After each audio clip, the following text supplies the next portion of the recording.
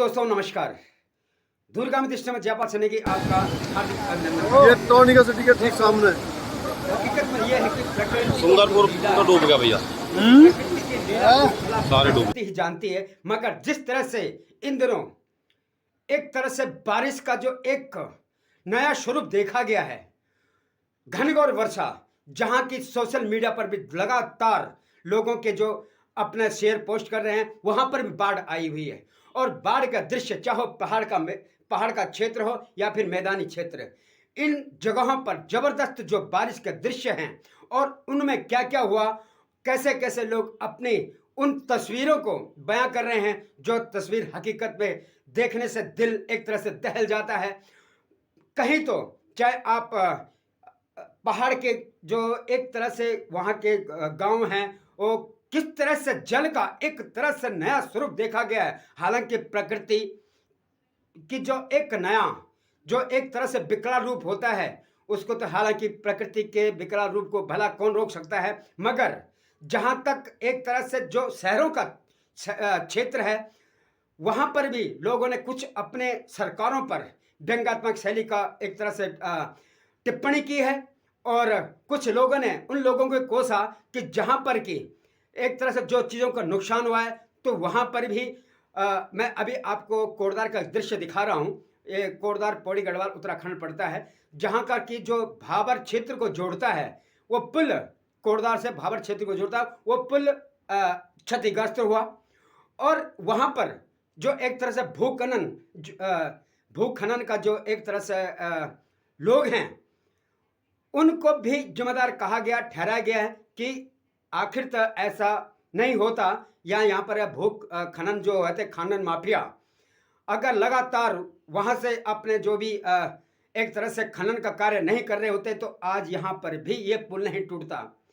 कई दृश्य ऐसे देखे गए हैं जहाँ पर कि कोटद्वार का जो मेन बाजार है, यानी कि चाहे वो झंडा चौक हो या फिर भाबर क्षेत्र का कई स्थल हैं जहाँ पर कि बाढ़ ने एक अपना अलग ही स्वरूप मतलब कि जहाँ देखा गया। और उन स्वरूप में एक तरह से जो कई मकान हैं, उनको भी क्षतिग्रस्त होना स्वाभाविक है, हो सकते हैं। पहाड़ का वो क्षेत्र जहाँ पर कि कुछ लोगों के द्वारा ऐसी टिप्पणियाँ भी की गई और हकीकत में भी हैं कि जहाँ प्रकृति की लीला को, मैंने पहले बताया कि प्रकृति लीला को हालांकि कोई यानी प्रकृति ही समझ सकती कि प्रकृति की लीला क्या है। अब ग्राम ढौरी में जो एक बिजली गिरने से एक जो गौशाला है, वहाँ पर 4 बकरियां मारी गई। और जो ग्राम ढौरी पड़ता है, ये ब्लॉक द्वारिका में पड़ता है और यमकेश्वर ब्लॉक है। यहाँ पर जो है कि जो गौशाला है, उस गौशाला में 4 बकरियां और गाय का भी एक तरह से मारे जाने की जो एक सूचना मिली है। अब ये देखिए कि हकीकत में पहाड़ जैसी जिंदगी जीने पर लोग क्यों मजबूर हैं। हालांकि कुछ तो एक तरह से जो प्रकृति की लीला है वो अपनी दिखाती है, दूसरी तरफ से आज या जो इस हालत को देखे जाते हैं कि कहीं पर बेधनाधन जितने भी मतलब पहाड़ एक तरह से टूटते हैं, सड़कें टूटती ही हैं। अब ये जो टूटने का दृश्य है, इससे सही नुकसान तो होता ही है। हालांकि इसमें अगर हम ये कहें कि सरकारों को इसमें हम कोई दोष नहीं कह सकते, मगर ध्यान देने वाली बात यह है कि जब एक तरह से ऐसी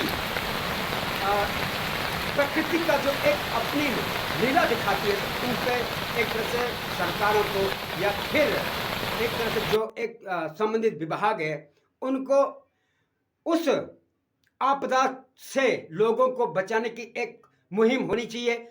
और जहाँ पर भी कि ऐसे जहाँ जो गरीब आदमी हैं, जो कि अपने परिवार का पालन पोलन उन्हीं बकरियों से या उन गायों से कर रहे हैं, कि जो वो उन गायों के द्वारा या बकरी के द्वारा जो अपना एक जीवनचर्या चलाते हैं, तो सरकारों को भी उनकी मदद जरूर करनी चाहिए।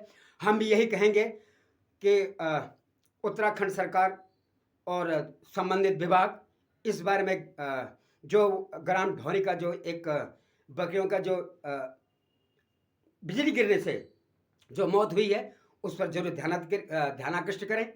मगर दूसरी ओर मैं ये भी कहना चाहूँगा कि आज दिल्ली का दृश्य जो देखा, जिस तरह से दिल्ली के दृश्य में एक तरह से बाढ़ की जो भूमिका है, यह बाढ़ जो जिस तरह से आ रही है, हर दिल्ली का कोट क्षेत्र ऐसा नहीं हुआ जहाँ पे जलमग्न ना हो। और वहाँ पर भी लोगों ने खूब एक तरह से स्टेबली और केजरीवाल सरकार को भी कोसा कि आखिरकार ऐसे कोई क्यों नहीं ऐसे मतलब जो कि एक व्यवस्थित यानी व्यवस्था क्यों नहीं की गई कि जब इतना पानी भर जाता है तो दिल्ली क्या डूब सकती है। और दिल्ली में इतना पानी देखना एक तरह से प्रश्न चिन्ह तो खड़ा करता है सरकारों पे, जबकि हालांकि केजरीवाल सरकार के दिल्ली में जितने भी साल हुए हैं उनमें उन्होंने आखिर तक क्या किया।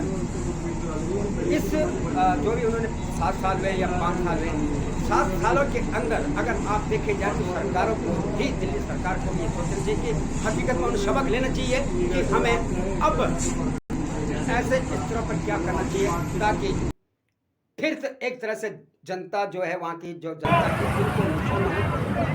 और जो ऐसे नुकसान होते थे कई तरह से एक कोई और गड़बड़ी भी ले सकती है। अब मैंने आपको बाहर से लेकर के मैदान क्षेत्र तक का दृश्य दिखाया। अब आप देख सकते हैं क्या ये दृश्य कुछ लोग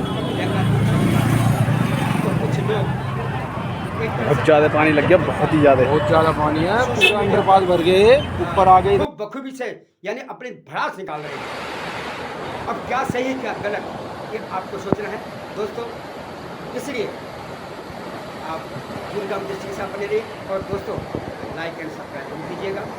आपका बहुत बहुत धन्यवाद।